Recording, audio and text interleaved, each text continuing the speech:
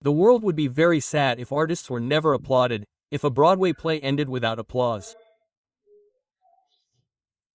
If goals were never cheered, if a goal was scored and the stadium fell silent. If there were no expressions of amazement when our child took their first steps. That's why when our children learn to do something, we did it too, we just don't remember it. In acrobatics, a pirouette, they usually say the same thing. Look at me, look at me, look at me, more, look at me, look, now I'm going to do it. Look at me, look at me. Because they want their achievements to be recorded in someone's retina, for them to contemplate them, to value them, and that's why they repeat the word over and over again. Look at me, look at me, look at me, look at me. And one has to stop the world to see it.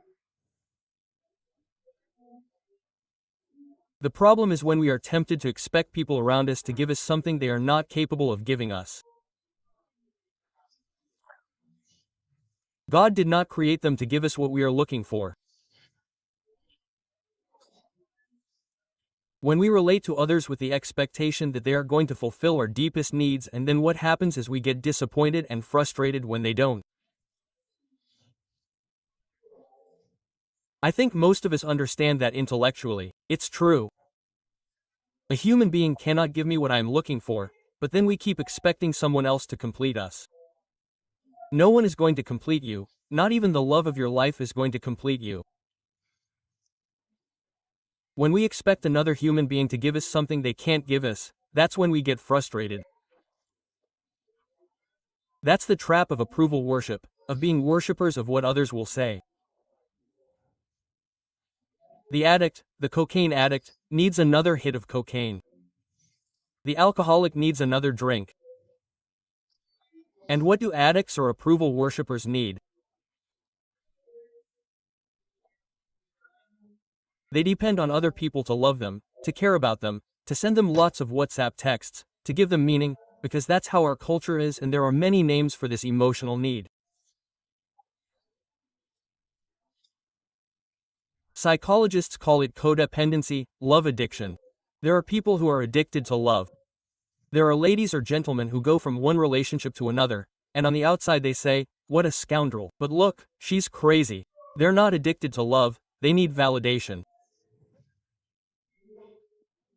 But it can be focused on one person. I need you, you complete me, I can't breathe. Or directed at other people. I love pleasing everyone. So that idolatry generates inaccurate interpretations of what life is about. It distorts our validity, our self-worth, and wears us down. Because living addicted to the gaze of others is difficult, it's exhausting. We find ourselves constantly verifying that we've said the right thing. How many of us leave a meeting, a party, and say, "Oh, what did I say? Why did I say it? How did it turn out? Did it turn out okay?" Quote, "I shouldn't have said, what's the point? I'm talking about my sister-in-law. Whenever I talk about my sister-in-law, I mess up. Next time I'll cut my tongue out. What did we say?"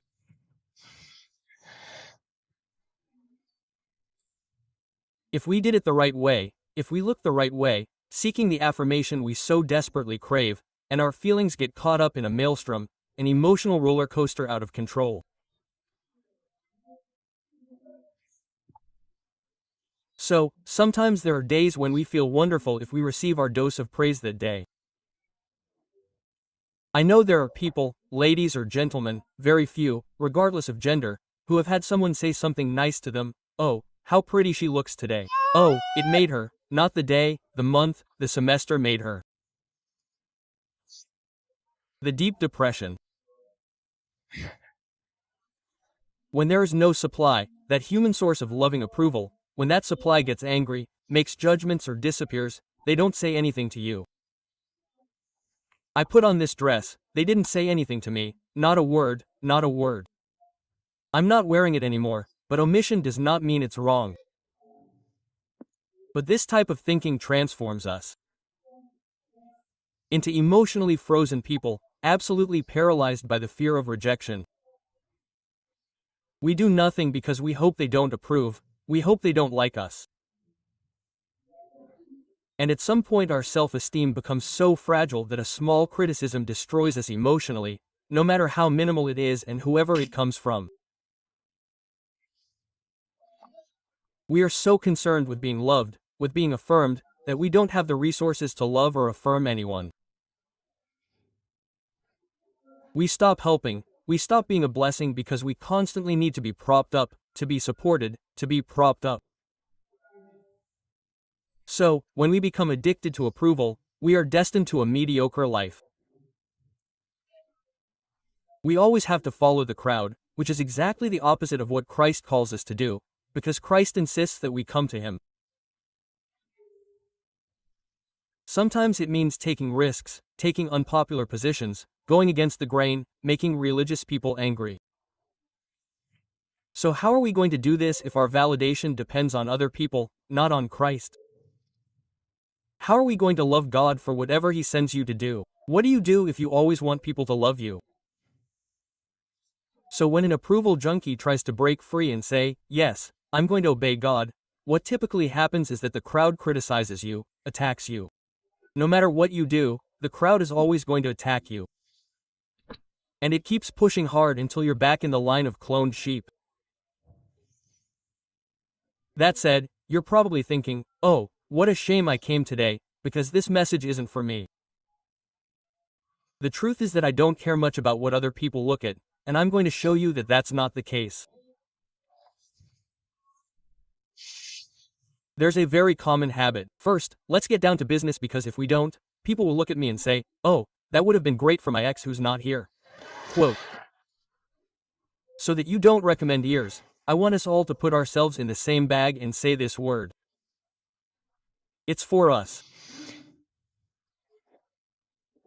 There's a habit that we all share, a kind of syndrome that sociologists call impression management. We manage the impression we give. Let's see, if we stop to think about it, we'll see that in a lot of the things we say during the day, we include this thing called impression management. For example, if we talk to someone about a series or a movie, perhaps in the conversation we introduce the phrase, I'm not really a Netflix watcher, the truth is I'm not a Netflix watcher, but the other night I watched a series. So why do we do that? Because the amount of Netflix we watch has nothing to do with what we're about to say. So why do we include that information? I'm not a big Netflix watcher, I'm more of a discovery watcher. We do it because we don't want the listener to think that we're sitting around with our butts on the couch binge watching Netflix.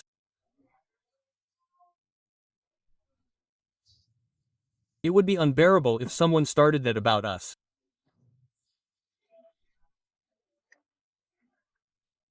So we come up with the excuse that no one is asking us what the other person thinks about us or to make sure that the other person thinks about us the way we want them to think. So we say, I'm not a big watcher, the truth is I'm not a big watcher, I'm more of a scripture reader. That's also a lie. One should just describe what one watched without commenting on television habits. Nobody cares. I watched a series on Netflix. This is what happens to students when we study before an exam. What do students usually say? I didn't study at all. Today, I didn't study at all. I swear I didn't study anything on the test. Nothing. Why? Because they want to make sure that others think that if they get a bad grade on the test, it doesn't reflect their level of intelligence.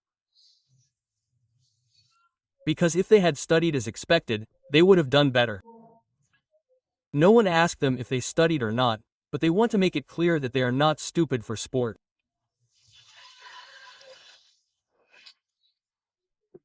So, if we pay attention to this type of comment, we discover that we all have an attempt to control the way others think of us. It's a common denominator. Human conversation is an endless attempt to convince others that we are more positive, holier, more intelligent than others think. And if we worship approval, it is inevitable that our concern for what others think will also lead us to lie a little, to disguise the truth. Not lie, but disguise the truth. I always remember one morning I was running late for an appointment with a man of God, a very important pastor who was waiting for me for breakfast. So, while I was going late, I knew I was going to be late. I started looking for a lot of believable excuses to excuse my tardiness, when the truth was that I had gotten up late, but I said, I can't say, I got up late, because the man wants to advise me and I can't have him think that I'm a sleepyhead. Yes, I was a sleepyhead. And suddenly I realized that I was looking for excuses. I swallowed hard and decided that I was going to limit myself to apologizing for being late, that I was going to forget about those lame excuses. Believe it or not, the pastor arrived later than me and spent the first 5 minutes using the same excuses that I had already been making up in my mind. Now, these things happen frequently, and psychologists say that many of us suffer from a syndrome called the imposter phenomenon. So, we know that who we are and the image we project do not match. One thing is how others in the church know us; who we are, no one knows. So we have a constant fear that one day the truth will come out, that one day we will be discovered, that one day we will be let them see the strings. The main symptom is the tendency to confuse our performance with our value as people. And Paul rebukes this addiction when he writes to the church in Galatians chapter 1 verse 10. He says, "Which do I seek by this? To win the approval of men or to win the approval of God? What do I seek in life? What approval?" Quote, he doesn't say a little bit about each. Either I win the approval of men or I win the approval of God. And Paul says, do you think that I seek to please others? If I seek to please others, Galatians, I would not be a servant of Christ. If I want to please people, I am of no use. But even more disturbing are the words of John. Because the religious leaders believed in Jesus, they thought that the message made sense, but they were not willing to profess the faith. The reason was that they preferred, John chapter 12 verse 43 says, to receive honors from men rather than from God. Oh, how ugly. They preferred human honor over God's honor. I know the taste of that drug. Because I've been in this business since I was 19 years old, in the business of the kingdom.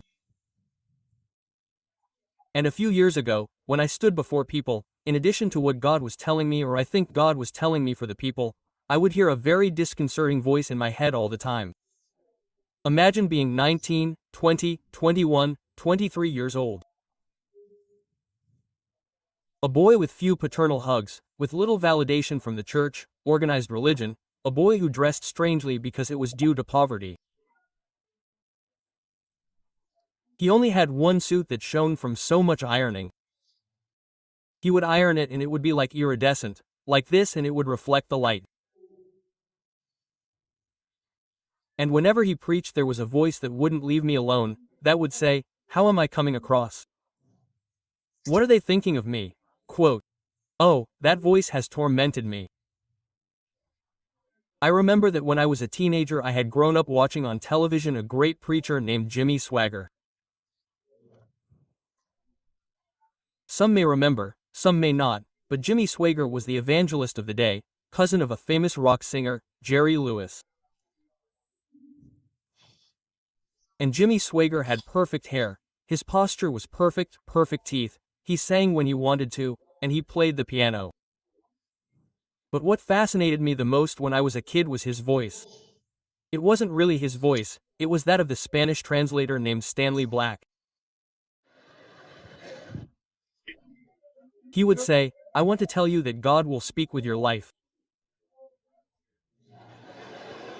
It was a deep, resonant, forceful, booming voice. God has a plan for you, do you hear me? And I want to tell him, that false prophet will pay for what he did. I would say, that's what God's voice should sound like. And when I started preaching next to him, I felt like I had the voice of Mickey Mouse. It's time to repent. God is here.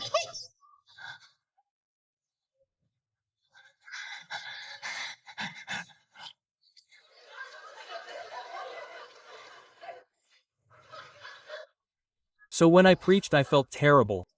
I would say, my voice is horrible. One does not get used to one's own voice. When one listens to oneself, I have listened to myself for many years on television or on recordings, but it took me many years to get used to my own voice. I could not stand it. And over the years, far from the winds, the earthquakes, the fires, from human recognition, I would go to the secret of the Lord to hear his gentle whisper. And the voice would gently remind me, as it has reminded thousands of Elijahs before me, that at the end of the day there is only one king whose approval matters. The one who judges me is the Lord. He is the one I have to please. And that same voice also whispers, do not despise your place or the gifts I have given you. Do not long for the voice of another, because if you had what another has, you would not be happy either. And when Jesus spoke and preached, he did not have that need for approval, to make an impression. When the Lord spoke, when Jesus Christ spoke, he was free. And that inner voice of ours is not free because it is driven by the ego. What are they thinking of me? What did I say? How foolish. I sounded like an idiot. I sound stupid. Oh, my voice came out wrong. I messed up about that. So, we are always thinking about others. Sociologist George Herbert wrote about what he calls the phenomenon of others, which is the mental representation that we all have inside of ourselves of that group of people whose criteria we measure our success, our failure. I'll put it this way. From the time we are little until we are adults, our self-esteem is unintentionally dependent on the evaluation of others. The others is a club made up of all the critics of your life, whose thumbs up or down carries emotional weight for you. It is a kind of mental jury that we drag around with everyone, in which everyone who has ever evaluated you is on it. It is almost certain that your parents are there, and even if your father or mother is no longer alive, sometimes you see the deceased old lady saying, no. Put that on, girl, because you look like a taco that's breaking from the bottom. Quote. Look how much he knows about tacos that break from the bottom. Quote. And in that mental group there are probably also some teachers from school who left their mark on us, some pastors, not to mention your boss, people from work, people from the church itself who judge you. That club usually gets very full. The capacity is always full. Mentally we have a lot of people who we say, what would he say? Are you sure he saw it on social media? Are you sure he's already seen my photo? Are you sure he thinks I'm fat? Quote. And of course we believe what other people are thinking, because the irony is that what other people are thinking is actually what we think other people must be thinking, but we don't even know what they're thinking. No, I'm sure I know her. I know my mother-in-law. Look, I know, she doesn't need to talk. I know what she thinks, but we don't know what she thinks. When our identity depends on how people see us, whether they consider us successful or not, saints or sinners, we become worshippers of approval. Just like if you had a bunch of idols on your refrigerator. Or if you had a bunch of virgins hanging or saints as well. And you know what's worse, the worst thing about that idolatry, is that we start to suffer abuse from the people we want to please, because those people smell us. The people we continually want to please smell that need. That's why in last Sunday's message, which I recommend, I preached outside the radar, because those of us who are addicted to approval are always trying to get people into our circles that God is trying to get out of.